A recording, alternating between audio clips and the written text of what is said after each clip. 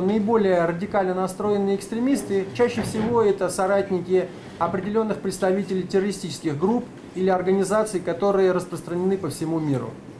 Чума 21 века. На уловки грамотных вербовщиков может попасться кто угодно, особенно молодежь и наивные пользователи соцсетей. В последние годы отмечается активизация ряда экстремистских движений, в которые вовлекают молодых людей. В данный момент в законе указано 13 видов деяний, рассматриваемых как экстремистские. Безусловно, все эти действия носят разноплановый, принципиальный характер, однако они объединяют призывы и стремления приверженцев данной политической направленности к насилию, возбуждению ненависти, религиозной розни, вражде и унижению достоинства. Причем это касается не только унижения достоинства каждого отдельного человека, но и достоинства отдельных полов.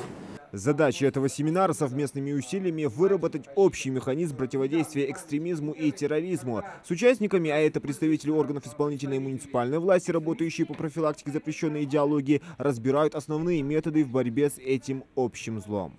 Мы, как представители образовательных организаций, государственных органов, муниципалитетов, должны быть в курсе данной угрозы и тоже заниматься разработкой новых методов противодействия данной угрозе. Поэтому Национальным антитеррористическим комитетом был создан в содействии с Министерством науки и высшего образования Российской Федерации координационный совет.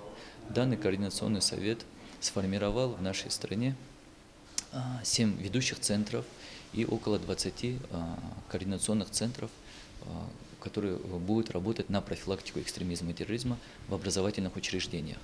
Вот сейчас эта программа принята.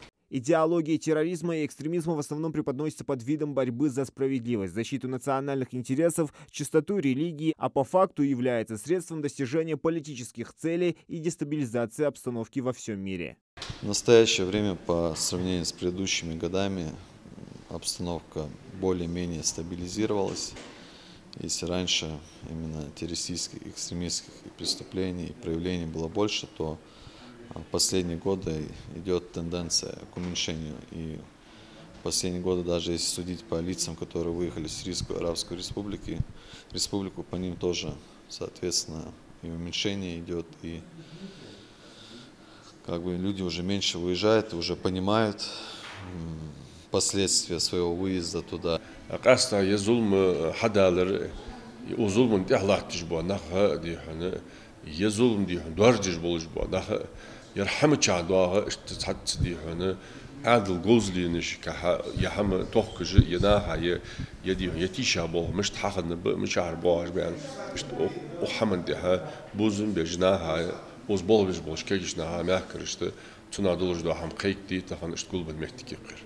Организатором семинара выступило Министерство по внешним связям, национальной политике, печати и информации Ингушетии. В течение 2 дней опытные специалисты будут разбирать с участниками основные методы борьбы с противодействием экстремизма и терроризма. Программа обширная. Терроризм, экстремизм в современном обществе, государственная политика в области противодействия терроризму и националистическому экстремизму.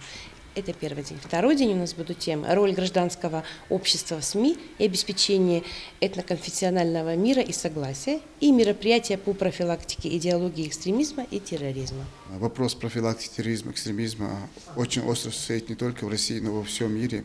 Поэтому повышение уровня знаний специалистов, работающих в сфере профилактики терроризма и экстремизма, это очень важно, я считаю, на сегодняшний день. Полученные знания на семинаре придется подтвердить, пройдя специальный тест. По итогам успешно ответившим правильно на все вопросы выдадут сертификаты о повышении квалификации. Селимхан Кулоев, Асхаб Белакиев, Новости 24.